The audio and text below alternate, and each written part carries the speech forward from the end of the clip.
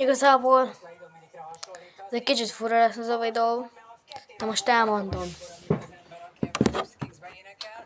Ha szakít veled a crushod, mind a kettő lehetséges, sőt nagyon sok lehetséges, de általában úgy van. De azt hiszed, hogy ő volt hozzád rossz? De nem.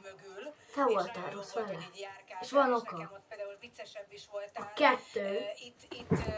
Mondjuk, csak felteszem, te nézel egy tévéműsort, és azt te utálod. De lehet, hogy valaki nem utálja, és ezt gondold el, nálad meg a crushod-nál így összekavarodtok. És nem lesztek. Nem.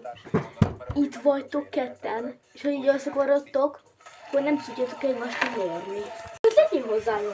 Na azt csinálod, hogy így hagyjál. Nekem csak azért kell, hogy nem reméljük, hogy nekem is van. Nem. Ha tényleg kell, akkor csinál. Attól még nem hiszem elő, hogy van. Mert lehet, hogy tartanak.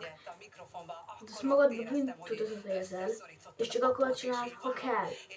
Mert ha nem kell, és te még nem állsz készen, akkor nincsen értelme.